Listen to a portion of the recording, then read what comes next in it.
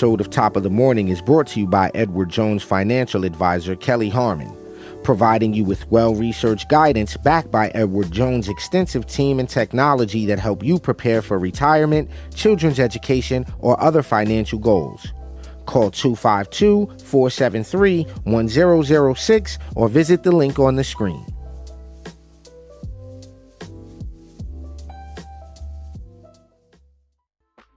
All right, ladies and gentlemen, welcome to Top of the Morning here on the Urban Conservative. You are checking out the best 30-minute morning show on the planet. I am Abdul Ali, my twin brother Raheem, architect. Soto is in the background working production for us today. Had a little technical glitch, but I hope you all have had a wonderful, fantastic, and amazing weekend. I have had one myself, and I'm hoping that you will have a great week. It's Monday, so you know what that means. It's time for Monday motivation, but I'm going to do something a little different. I'm going to do something slightly different on today's Monday motivation, something we normally don't do on Monday motivation. But today on Monday motivation, we're going to go to the Bible. And the verse that I want to go to it's very straightforward. It's very simple. It's something that I think will help you deal with this week, and that is Proverbs 14:23, which is all hard work brings a profit, but mere talk leads only to ruin. That is Proverbs 14:23. All hard work brings a profit, but mere talk leads only to ruin. And what that thing is saying is to motivate you to not just bump your gums, but to get up, get out, and do something, as Goody Mob would say. Get up, get out, get motivated to do something so you don't just talk and ruin your opportunity. So there you have it for Monday motivation. We got a Bible verse, Proverbs 14:23. Hope that takes you through this week. We have a very interesting week coming up here in North Carolina. I will be joining the Moore County Republican women this Wednesday for their luncheon. I'm just excited for the opportunity to talk to them. I'll also be out in New Hanover County. I'll be out in Craven County. I'll be up in Wake County, just all over North Carolina, supporting my run for NCGOP Vice Chair. If you haven't done so already, please go on over to tuconservative.com /Ali for NC. That is where and how you can support the campaign for NCGOP Vice Chair. So now we're going to kick today's show off. I don't even know where to start with this, but apparently McDonald's is racist. Yep, the people who came up with the Big Mac on the turntable, apparently, because I thought that personally in and of itself, I was like, really? That's just racist in and of itself, like the pandering McDonald's commercials. I was just like, do you put a Big Mac on a turntable and go, does it make me want to buy a Big Mac because you put it on a turntable? Does because you put black people in your ad all of a sudden make me like, okay, let's do this. I'm gonna share my screen here, and I just want to show y'all this one ad because apparently McDonald's is racist according to good old Reverend Al. So what I'm gonna do is show y'all this commercial. And y'all tell me if this commercial is racist. Hold on, let me pull this up, see if y'all can, here you go. We're gonna check this out, see if this is racist, because apparently the National Action Network is going after McDonald's. Tell me if this is the same racist. McDonald's, may I take your order? Do whatever you want, baby. Let's just share a 20-piece. 20 McNuggets for only $4.99? Oh man, she's beautiful, smart, and sensible. Jackpot! Anything else?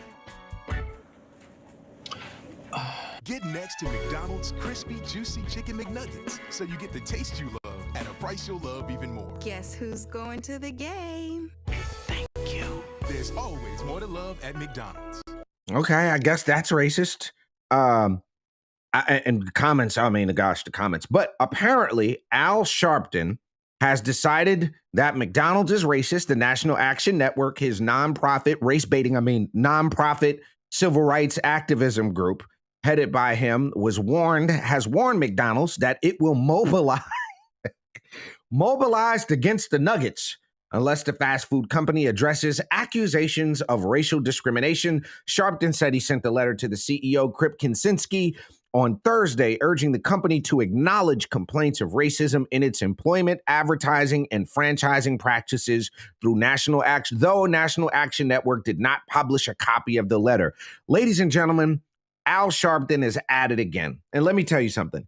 This is race baiting at its absolute finest. This guy, so apparently McDonald's don't hire black people. I don't know which McDonald's you've been to lately. I don't eat McDonald's. I will stop and get a cup of coffee or an oatmeal or something, but I see a lot of black folk working at McDonald's. As far as its advertising, every commercial that I see McDonald's on, yo, got to give me some two-piece. It's all just the most ridiculous commercials ever.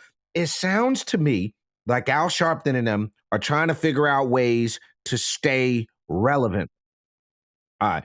I just don't understand this whole idea of McDonald's being racist. Let me show y'all this one more thing. Let me show y'all this one more thing. This supposed to be another racist McDonald's commercial. Y'all check. This is racist to me. I woke up and found you creeping tiptoe. Oh girl, I know your secret. You dipping on me. Got that McNuggets loving. You went to McDonald's. It just ain't fair. Why can't you share your love with me? Nice song, but you're still not getting any of my crispy, juicy McNuggets. Girl, you got a 10-piece, please don't be stingy. But I'm sorry, y'all. That to me is racist. Yeah, I did play the disclaimer at the beginning, bro. I did. I played the disclaimer at the beginning. I made sure I did. And if I and then I'll do it again. Here you go.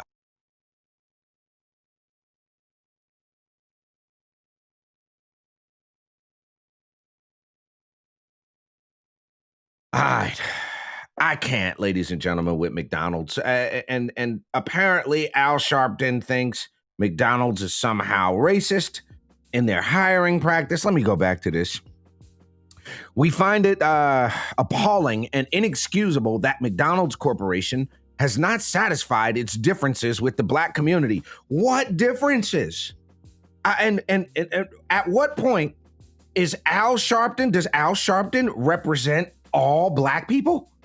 Like, what issues with the black community is he talking about? Okay. Ryan, you're about to play this. Let's pop this off before we go to... Again, back to the mid to the late 70s, the way I originally met him, and by the way, he was associated with other guys in my life. A guy in particular by the name of Danny Pagano, who was with another family, but he was a soldier in that family, and Al Sharpton used to answer to him. So I met Al because I was associated, my dad was associated with a company called Spring Records in the record business. Roy and Julie Rifkin were the two owners, and they used to engage Al Sharpton to bring them black talent to their record label. And they would actually pay him for it. He was kind of a gun for hire. Al, go out and get me some people, some of your black talent, bring it to the record company. If we sign them, we'll pay you for it. So that's how I originally met Al. And if you met Al back then, you wouldn't recognize him. He was pretty heavy set, used to wear warm-up suits, had long hair, gold chains around his neck. He was a character. I don't know how much of a reverend that he was, but he was certainly a character. So we became friendly during that time. Two instances in particular with Reverend Al that I can talk about. One, I had a security guard union that was under my control. A guy by the name of Danny Cunningham operated that union, but it was under my control. Danny was with me. And we had a plan to unionize the security guards in Atlantic City. First, the restaurant and bartender workers, we were going to unionize them also, but the real serious play was with the security guards under Danny Cunningham. At that time, Nicky Scarfa, he had some influence in Atlantic City. I met up with Nicky. By the way, many of you have asked me about him. I know his reputation, pretty violent. He and I got along well. I like Nicky a lot. We met with him a couple of times and always got along great. So we were going to unionize them, and what we needed people to picket the hotels. So I go to Al. I said, Al, I need your help. You're going to round up some of your crew, and we're going to picket the hotels in Atlantic City so that we can get the security guards to unionize there. And I'm going to quote this. I don't want to be offensive, but I'm going to quote what Al Sharpton said to me, and you could take this to the bank. He said to me, Michael, you pay me good, and I'll have a few busloads of use the N word, there day and night picketing that building. That was Al Sharpton. He was a gun for hire. Yes, he used his people at that time to make money. That's what Al was all about back then, okay? I'm not going to comment on what he is today. He says he's transformed his life. In many ways, I see, some of the things that he did back then, he seems to be doing today. I'm going to leave it at that because I'm not involved with him anymore. Another situation with Al. All right, guys, you heard it right here on the Urban Conservative. That was Henry Hill from Goodfellas fame telling you that Al Sharpton is nothing but a hired gun. He's continued to do that, and he's using people to keep that up. So, ladies and gentlemen, we are going to take a quick commercial break. We will be right back here on Top of the Morning. Don't go nowhere. We're going to talk about Gaspocalypse when we come back. We'll be right back on the Urban Conservative. Don't go nowhere. Just because you're black doesn't mean you have to vote Democrat. This year, in order to see benefits for our communities, we need to vote outside the box. Find out more by visiting us at tuconservative.com.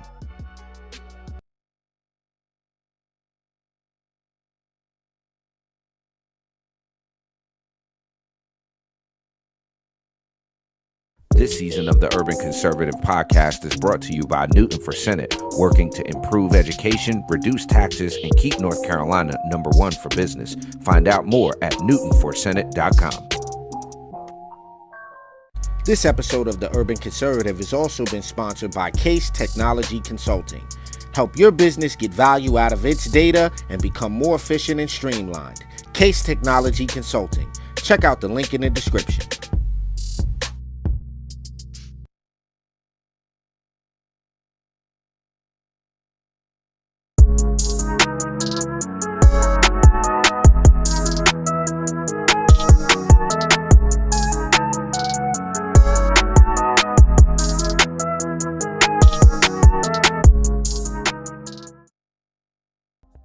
All right, ladies and gentlemen, you're back here on Top of the Morning. Oh, man, Al Sharpton. Good old Al got a busload of N-words to come because he gets the money. Now, if you think Al Sharpton actually gives a damn about anything other than his bread, if you think he cares about the black community, you're sorely mistaken. Al is nothing more than a race-baiting bigot, opportunist, and you can tell him I said it. Ladies and gentlemen, second story of the day. Oh my gosh. I left New York eons ago because I can't stand it. It's called the Empire State, and it feels like they got Darth Cathy in charge now, and New Yorkers are starting to simmer with rage as gas stoves. Natural gas stoves, folks. You can no longer, if you're building in New York, install gas stoves. Gas stoves will become toast in New York under a controversial handshake deal between Democratic Governor Kathy Hochul and Albany lawmakers that would make the state the first in the United States to ban natural gas. The pending budget deal mandates all new buildings under 7 stories be fully electric by 2026, with larger structures following 3 years later. While Hochul hailed the plan as a way to fight climate change, average New Yorkers said it was not so hot of an idea. Yas Kentucky said Kathy should mind her business and get out of our kitchens. He's a resident of Sutton Place. Now she's in our kitchens. First, our bedrooms will be next. Why would somebody come into a private home and tell you what you could do? We're not communists yet, but we're getting there. But this is just an insult. That's another New Yorker. Albany Democrats are expected to approve the electrification push as part of a, $229 billion spending deal. $229 billion spending deal struck nearly a month past the April 1st deadline. Critics say the upcoming state ban will drive rising energy costs while depriving many New Yorkers of their right to their beloved gas stoves in future homes.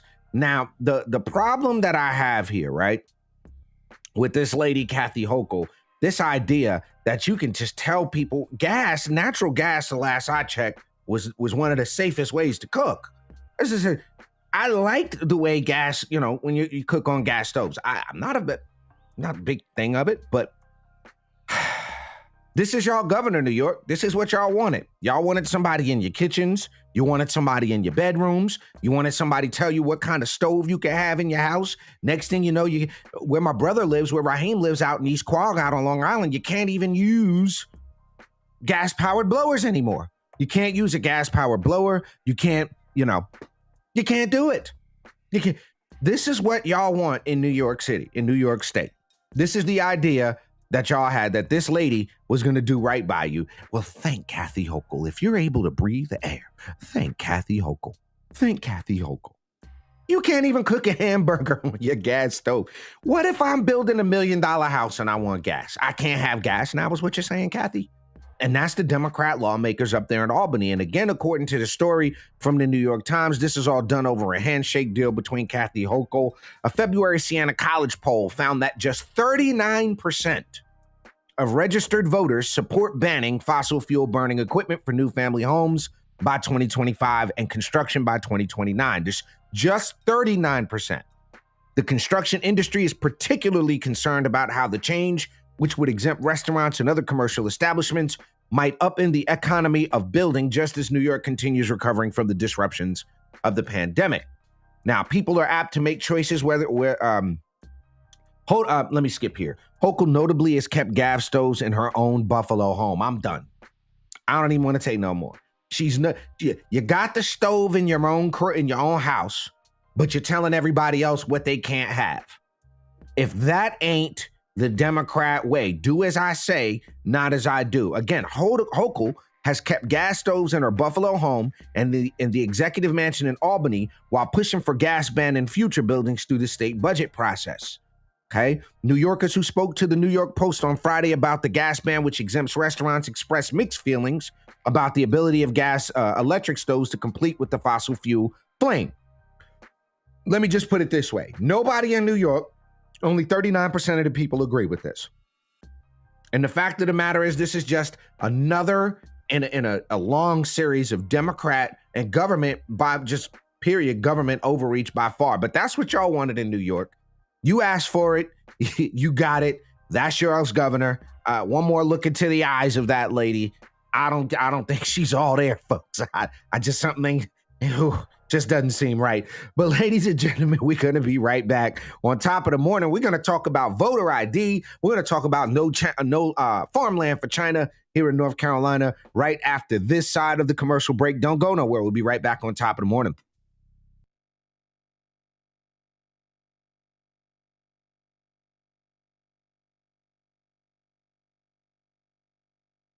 Episode of Top of the Morning is brought to you by Edward Jones financial advisor Kelly Harmon, providing you with well-researched guidance backed by Edward Jones' extensive team and technology that help you prepare for retirement, children's education, or other financial goals.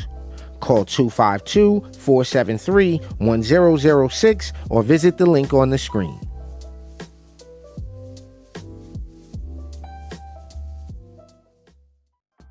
All right, ladies and gentlemen, you're back on Top of the Morning. It's time that we get into some North Carolina news. North Carolina, listen, first and foremost, let me just say this. Not just because I live here, not just because I'm a Republican, but I got to tell you, folks, these last week or so, the North Carolina Republicans have made me proud. From the Supreme Court to the State House, our Republicans are doing the thing. North Carolina House votes to ban China from buying farmland. On this past Wednesday, North Carolina House passed a bill to ban China and other foreign adversaries from purchasing agricultural land in North Carolina and property within 25 miles of the state's military bases. The federal government determines the list of hostile foreign countries, currently including China, Russia, Iran, and North Korea. China owns the most land of any hostile foreign government in the United States, holding more than Bill Gates, who recently became the largest private owner of farmland. North Carolina House Bills 463 lead sponsors are Rep. John Bell out of Wayne County, Jennifer Balcom out of Henderson, Jeff Zinger out of Forsyth, and Speaker of the House Tim Moore out of Cleveland. And a large bipartisan coalition of lawmakers signed onto the bill as co-sponsors. Okay? Now, by preventing these foreign land grabs, the legislation will mitigate an unnecessary threat to our national and food security, said Representative Bell. With agriculture and military making up our state's two top economic impacts, it is critical that we ensure our military bases and farmland are protected and secure. The bill passed the House unanimously, with all Democrats and Republicans present voting in favor. As someone who grew up on a family farm, preserving farmland is a top priority, said Representative Bolcom. The U.S. Department of Agriculture says China's American agricultural land holdings have increased more than tenfold in the last decade, with China investing as much as $2 billion in American agricultural land ownership at the beginning of 2020. Okay. Now, H.R. 563 is called the NC Farmland and Military Protection Act. If you don't know about that, you should look it up, but that is the right thing to do to protect our farmland and to protect our country. Other thing that we got to give them a real big shout out on is the voter ID is back. Now, I'm going to cut this music off. I'm going to tell y'all something right now. If anybody says that requiring an ID to vote is racist, that person is an idiot, okay? You're a pure D idiot. And here's why I say that. Everything that we do in our society, in our culture, in our country, you got to have some sort of form of ID. You can't get a checking account. You can't buy a pack of cigarettes. You can't get alcohol. You can't rent a hotel room. You can't even go apply for social services without some sort of ID. So the very idea that requiring somebody to show their photo ID to vote is racist and somehow disenfranchises Black people is absolutely ridiculous.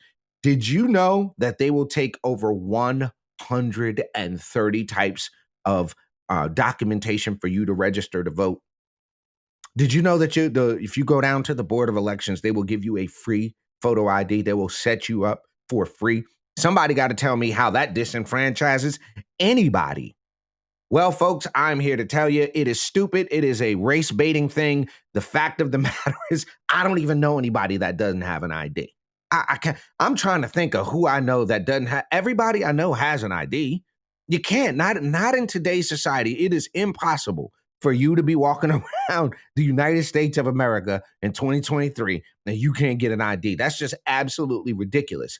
But folks, elections have consequences. And the consequence of us winning here in North Carolina and now having a Republican advantage on the state Supreme Court goes to show you that we will put the rule of law back in. Also, I got to give a big shout out to the North Carolina Supreme Court for staying out of the district map drawing. The Supreme Court has held that it is not the Supreme Court's job to enter into drawing legislative maps. There is no reason the state Supreme Court should be drawing maps. And hold on a second. And I had that tab pulled up.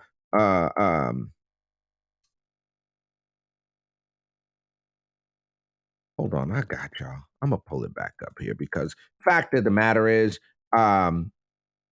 there we go. North Carolina reverses redistricting, ruling in a win for Republicans. You're absolutely right. It's a win for Republicans, and it's more than that. It is a win for everybody, actually. It's not just a win for Republicans, because the fact of the matter is the legislature has control of redistricting, not the courts. I've listened to a little bit of the Supreme Court hearing, and let me tell you, folks, we as a society, as a culture, I know it's not fun. I know it's tedious, and sometimes it can be boring, but you have to be informed about what's actually happening. You actually have to know what's going on. And the fact of the matter is, Democrats were just mad because they did it. Now Republicans are in control, and they drew the maps that were favorable to them. But you didn't hear all of this drama when it was Democrats in charge. When Democrats had control of drawing the maps, this was not a thing. So shouts out to Chief Justice Newby, Trey Allen, Richard Dietz, Tamara Barringer, Justice Berger. Shouts out to y'all for doing the right thing, doing the honest thing, and turning the power to draw the maps back over to the legislature. Thank you for reinstating voter ID. We should not have had activist judges. You know, a lifetime appointment by Barack Obama overturning the will of what we in North Carolina voted for, which was to show an ID when you go vote. So thank you, North Carolina Supreme Court, for your work in doing that. Ladies and gentlemen, we will be back with you tonight at 8 p.m. for the Urban Conservative Podcast. My twin brother and I will be talking tonight. So be right back here at 8 p.m. for the Urban Conservative Podcast live. We've got a great show lined up for you all tonight. As always, I hope you have a positive, powerful, and productive Monday. You've been checking out Top of the Morning right here on the Urban Conservative. We'll check y'all tonight for the Urban Conservative Podcast. Y'all have a good day. Peace.